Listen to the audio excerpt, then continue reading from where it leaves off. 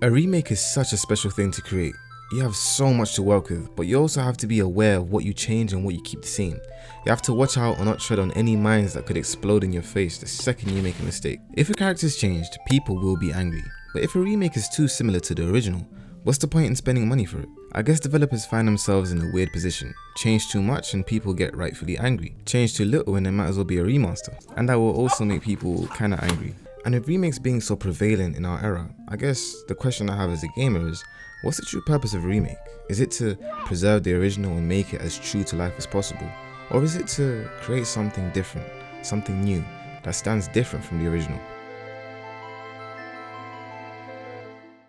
Games are a lot more complex on the topic of a remake. In gaming we have remakes, remasters, which could also be remakes, depending on the extent of the remaster, reboots, which don't necessarily have to be remakes, then there's remakes that are actually sequels to the original game, and then there's remasters that end up becoming remakes, which can be really confusing because how? So to make this a lot more simple, I made a remake scale.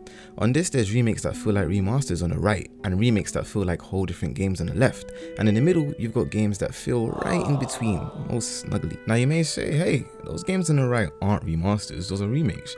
And you're right, they just feel like remasters because they play exactly the same as the originals. So if I change up the words of the scale just a little bit, you can see there's unfaithful remakes and faithful remakes.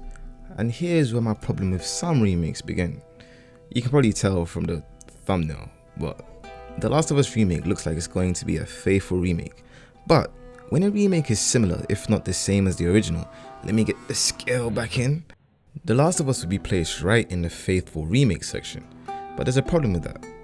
When a remake is faithful to the original, it's priced a lot cheaper than a fully fledged new game. That's because there's unwritten rules that nobody wants to pay full price for a game they've played before.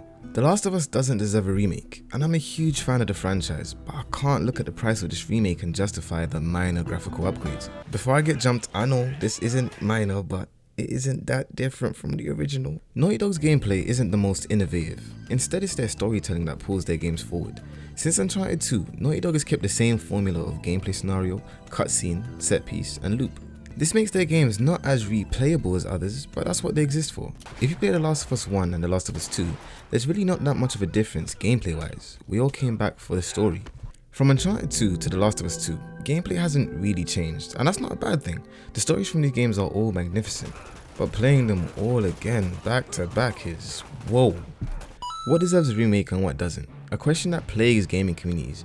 What's a game that's defined as too old? Should a game be remade or just ported to a new console? I believe if the game is inaccessible on the newer gen of consoles, if it runs like crap, and if its graphics have aged poorly, it should be remade.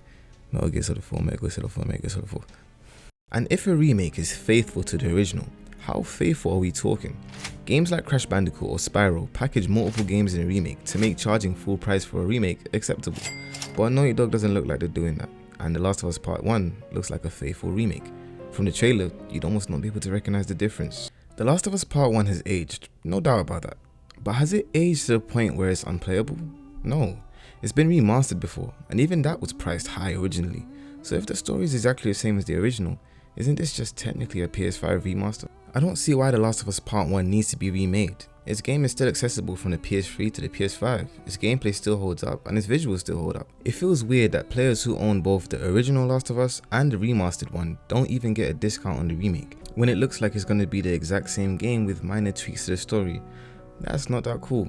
Unless there's going to be more content added in the remake, I can't say this deserves to be called a remake. I mean, it's £80 for the deluxe edition of this. Oh my god, oh my god. I can't lie and say I'm not disappointed by the fact that Naughty Dog is pricing it this high for a game that looks very similar to the original. And it's weird that certain media outlets are giving this game praise, even though it's priced so high. I truly believe this could have been DLC for The Last of Us Part 2, and I would not be complaining at all. But the fact that it's priced so high and the fact that it looks exactly like The Last of Us Part 2, yeah, it doesn't feel that right.